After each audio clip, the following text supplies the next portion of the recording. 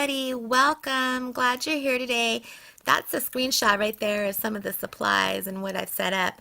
I've gone ahead and I've drawn out the image I'm working with today. This is Sktchy Inspired, and I'm showing you both a black and white and a color because I'm going to be working with both to get an idea of value. And if you're interested in Sktchy, this is the icon that's on my iPad. It's a great place to get inspirational photos, and they're not always people. There's other kinds of images there. I use this Terra Cotta Prisma Color Pencil. It's watercolor to first put in the image, and I have put out swatches of the different colors I used. I wanted to get an idea of how they would work together, what kind of values they could make, what kind of effects I could get. So I was playing around first with the palette. I use this plate here when I have a special palette and I'm watering it down.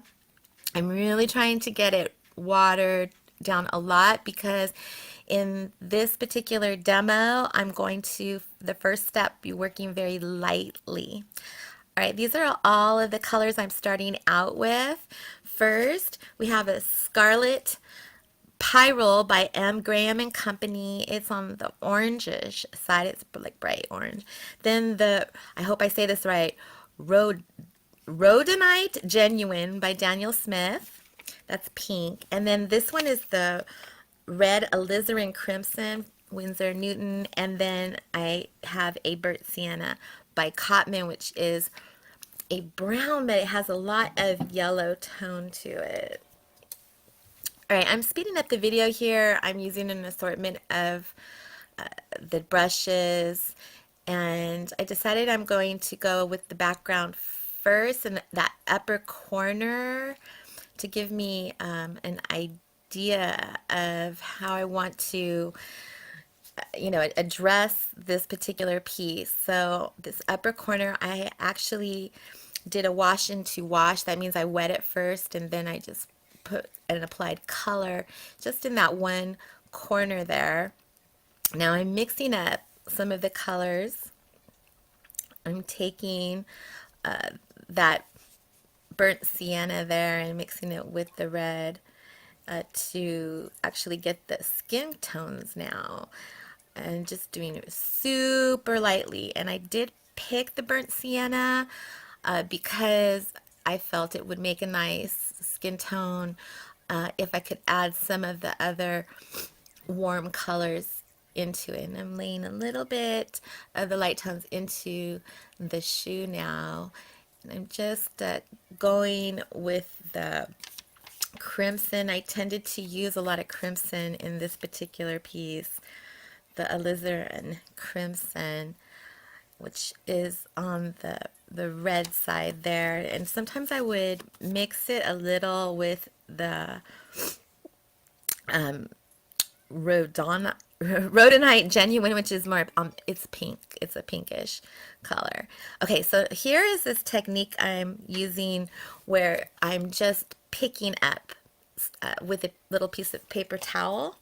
And the reason I did that up there in that corner, and I'm pretty much going to do that for the whole background, you'll see, is because I want to get that effect of the light. And I thought that would be the easiest way to cover a larger area. So I just wad up or just get a little bit of that paper towel, and I'm just picking up paint to leave some lighter tones in there. Also, if you notice, I'm really thinking about directionality here. The rug is moving in this not horizontal, but like diagonal direction. So my brush strokes, I'm trying to keep them diagonal. Oftentimes, it's really good to think about directionality, which way to place these brush strokes into your piece. So something to always think about. All right, now we're rolling over it dried, and I'm going to go ahead and get some more paint ready and work on that background. Now I'm going darker now.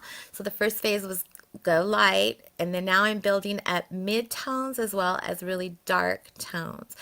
So I'm getting pretty aggressive and getting some really dark tones in there with the crimson and a bit of the pink. But I did tend to go a lot more with the crimson. And then I did, right now, you'll see I pull in some of the orange, the Pyrro. It's a beautiful, bright orange. Absolutely gorgeous color. All right, so you see I'm getting that paper towel now, and I'm going to be picking up because I want to try to achieve texture for the rug. And so trying to get some of those light tones and thinking about directionality too as I'm picking up those light tones and getting that paper towel in a kind of shape that I would like and going around and picking up in those areas. So it's this great technique and effect that you can use as, you know, pick up. People have different names for it. But picking up the paint. See, I'm just dabbing it, picking it up. All right, we're rolling over, and I've gone ahead and done most of that part of the background. I did edit some out just to save you from watching minutes on minutes or seconds by seconds. And I'm working on the shoe now. I've gone in dark with the crimson. And I'm using a medium-sized brush at this point. Later, as I start to even get darker, I'll change my brush to a smaller brush. In terms of brushes, it's quite interesting, and you can't really see, but I do tend to use particular brushes. This one isn't a very expensive brush, but I really like it. It makes a nice tip.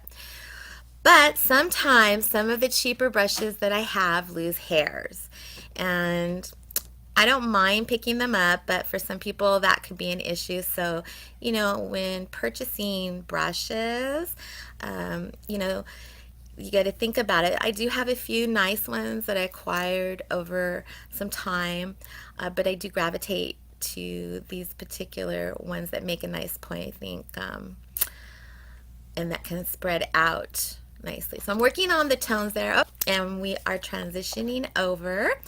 Okay, here is where I decided I wasn't not getting enough of a deep tone just alone with these colors. So I showed you a tube there. I've added in a new color into my palette. It is Burnt Umber, Winsor Newton. Now all these colors that I'm using, I'm putting in my description, so you can go down to the description area and I'll have them all listed out. So I mix the crimson now with that burnt umber to get a darker tone. I just wasn't achieving it. I was hoping that maybe I could, but when I put the burnt sienna out, I saw all of the yellow that was mixed in, and I knew pretty much from the start it wasn't going to work out. So burnt umber was added in. And I'm just really trying to get dark here, and I'm layering to achieve and going over to get as dark as I can into that shoe area. I'm looking at the black and white photo. It came out, it is originally a color photo, but oftentimes black and white lets me be able to see the values. And sometimes I'll have the color, like this one, the color and the black and white photo, and just take a look at them and get an idea of where I want to go with my darks and lights. And I'm building the skin tones. I really started off light, and those areas that you see white were the areas that I originally drew in. So I just layering or glazing, it's often called. I call it layering, but it is called glazing is more the appropriate word, but you get the drift, right? Working on that background, still trying to get darker. I'm using that burnt umber now to really achieve a darker value. And once again, using that, you know, pick up technique to get a texture. All right, now I'm showing you this photo, and I'm showing you these dark areas. Yes, my cats are in the back. because I'm going to work on those areas. Now, here is this really exciting part. Over the weekend, I was out plein air painting and I found this stick and I'm going to use it today. And that is where I'm testing it out. Now, how am I going to use this? I'm going to use it with ink. And I'm going to use, this is a picture, it's called Noodler's ink. And Noodler's ink, when applied, has this great textural effect. All right. Now, I have these little bottles, and I'm placing them out here, and I'm not sure you can see it too well, but they're different heights. One is lower, then there's like a middle, and then there's a real high one. I mix the water in the jars. I put water with the ink, and I put them at different ratios. So one bottle will have a darker tone. The middle one is like a mid-tone, and then a light tone. This is the mid-tone I'm working with right now. And placing it in there to get that dark effect with the stick. I have to tell you, it was so fun to paint with this stick, or rather paint, draw, or just apply it, and just to get these textures. And I didn't know if this, what I was going to get. This is really all very impromptu, what I'm doing here. I'm really happy.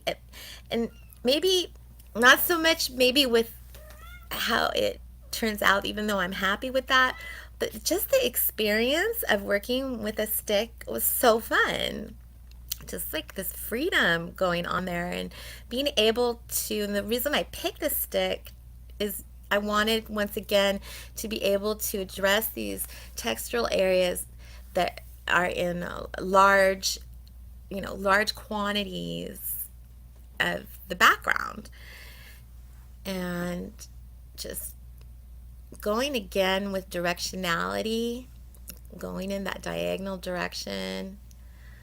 Most of the darks are on the left side and applied underneath the leg there for the kind of shadowy area. All right, now I dried it some.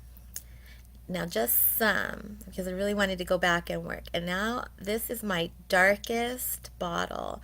So it doesn't have as much water. It has the ink in there, but not as much water. And applying it with this wonderful stick I found. And I guess I understand why I picked that stick up this weekend. So I could share it with you. So fun. Just so fun. Now I am going into some areas with the paintbrush.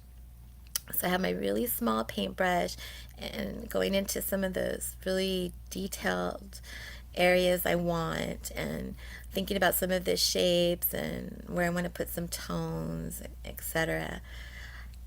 So I'm going between the brush and the stick here and painting the ink on. So this has become watercolor with is mixed media, because now there's an ink application.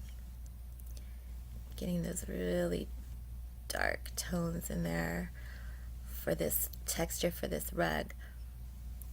I'm sorry about my voice today. I have a little bit of allergy going on. Weather around here. Woo! We're all done, and this is the finished effect, or the finished piece rather. So you can see. Oh, don't forget to subscribe and like, please, if you liked it. I hope you can subscribe so you can get further updates. Thank you, and hope to see you next time.